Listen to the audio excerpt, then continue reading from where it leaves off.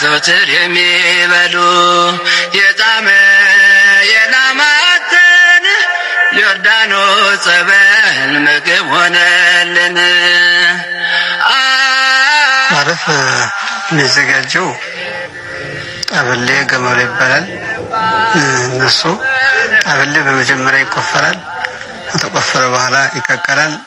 ከተቀቀለ ይደርቃል። ከደረቀ በኋላ እንደመጠኑ ጥቃቅን ከሆነ 7 ቀን እዛም 3 ቀን ወፈር ያለ ትላለፈ የተከተፈ ከሆነ እስከ 12 ቀን ይነከራል።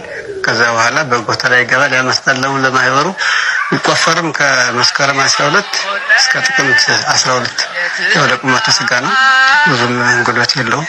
መራራ የተደረገው ለምንድን ነው? የክርስቶስ መከራ የለታሩን ሐሞቱን ለማሰብ አባቶቻችን ቅዱሳን ይህን እየተመገቡ የክርስቶስ መከራ ያስታውሱበት ነበረ። ልክመሰው አባ ምንም አይለኝም። ምንም የአባቶችን አለ መንፈስ ቅዱስ ያሳድራል። የመንፈስ ቅዱስ ማደሪያ ያደርጋል። ከዓለም የተለየ ምግብ ስለሆነ ዓለማውያን የሚቸገሩበት ነው። መናንያን ግን እንደ ስኳር እንደ ማር የሚጣፍጣቸው ጌታ ይባረክላቸው። ሐሞትና ቅርብ ሆምጣጤ ደባልቀ መራራስ ሆነቹ ይሄ መለሳል አባ እንግዲህ ካልተቻለ አንድ ሰው ወይ አልቻልኩም።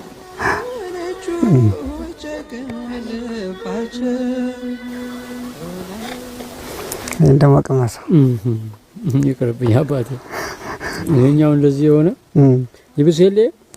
አዎ ይብሳል። ይሄኛው ሰላም እግዚአብሔር ይዛላችሁ። ውድና ተከበራችሁ የእናንተ ተከታታዮች ባላችሁበት የእግዚአብሔር ሰላም ወፍቅር በዚህ ትበልልኝ።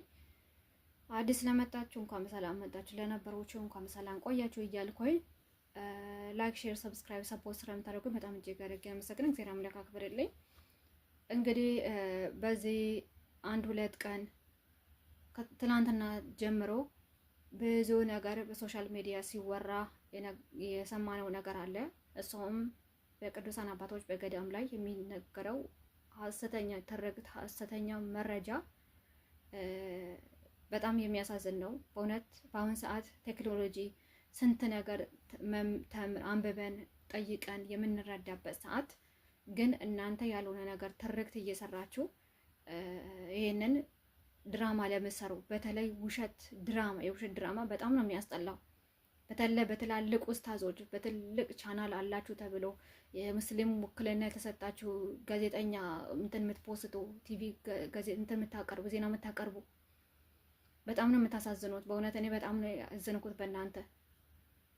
ባለፈም ኤአይ የተነገረውን ነገር ተለቀቀ ብለው ሰው ማን ኖርማል ሰው እንደኔ አይነት ሰው ኖርማል ሰው የተናገረው በኤአይ ጄኔሬት ያደረገውን የተለቀቀ ሰው የለቀቀው መረጃ ነው ብላችሁ ጋዜጠኛ ቀረባችሁ። አሁን ደግሞ እሸቱ አባቶቻችን ላይ ሄዶ ገዳም ወልድባ ገዳም ሄዶ የሰራውን ነገር ቢያንስ ሰው ሌላ ነገር እንኳን ባይ እንደው ኢንትሮውን ራሱ አዳመጥም ቢያንስ ማየት እንኳን አይናችሁ ማየት እንኳን ጆሮአችሁ አይሰማም። ኢንትሮ ያለውን ነገር ቋርፍ የሚባለውን ነገር ላይ ልቀምስ ነው የሚሄደው ሲል አልሰማችሁ? ጆሮአችሁ አይሰማም፣ አይናችሁ አይም ቪዲዮ እናንተ የምታወሩት ሌላ፣ እዛ ቪዲዮ ላይ ያለ ሌላ። አባቶች መጀመሪያ በእውነት እግዚአብሔር አምላክ ልቦና ይስጣችሁ። ይሄ ትልቅ መታመም ነው። እንደው ሰው ታሟል ተብሎ እናንተ ስፔሻል አድርጎ የሚጠይቃችሁ አታችሁ ነው እንጂ በጣም ታማችኋል ማለት ነው። እያንዳንዱ ነገር እኮ በውሸት እኮ ስታው እኛ ምን ነው የእናንተን ውሸት እኮ ማጋለጥ እኮ አቅተኝም ነበር እኔ በራሴ ማለት ነው። በአምላካችን የተዘባበታችሁበትን አንሶ በገዳም አባቶች ላይ እንደተዘባበቱን አልፈልግም በአሁን ሰዓት ላይ ማለት ነው። በቃ ያለውን ነገር መረጃ እናወጣለን። ምን እናንተ በቪዲዮ አይታችሁት አላወጣችሁም፣ እኛ ደግሞ በቁርአን ላይ ያለውን እናወጣለን። ምንድነው ብትሉኝ የሰውን ቢርባችሁ ህይወታችሁን ሰርቫይቭ ለማድረግ የሰው ስጋ እንደሚበላ ማወቅ አለባችሁ። ሁለተኛ ነገር ደግሞ ሽንት የጠጣ ሰው የነብዩን ሽንት የጠጣ ሰው የሆድ ቁርጠት አያገኘው የሚል ትርክት አለ። እናወጣለን እና እናሳያችኋለን። እሱም ደግሞ ሳሂህ አይደለም በሉ ደግሞ።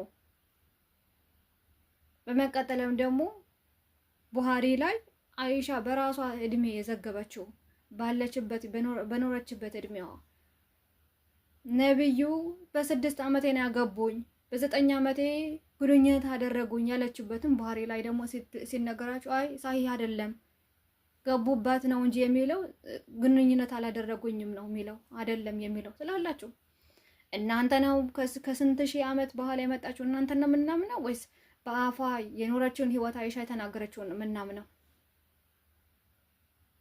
እና እኔ በበኩሌ በጌታዬ በመድኃኒቴ በኢየሱስ ክርስቶስ ስም ማንን ሰው ሲዛበት ማለት አልፈልግም።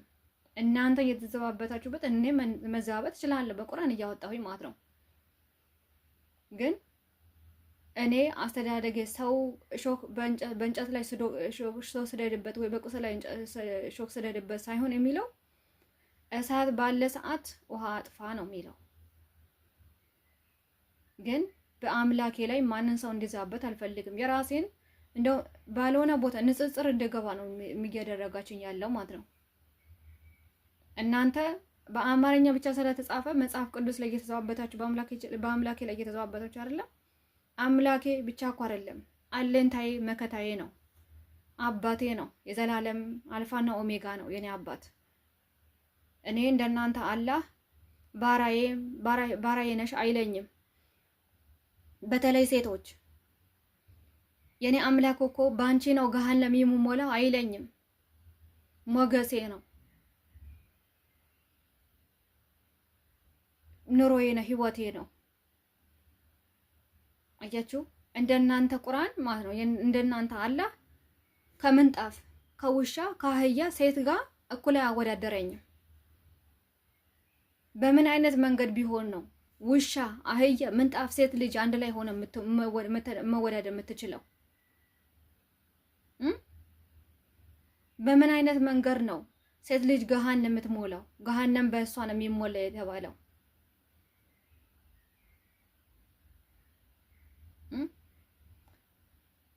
ሴት ልጅ በምንድነው ከጎን አጥንት የተፈጠረች ስለሆነች ነገሯ ሁሉ የጠመመ ነው። ጠማማ ናች።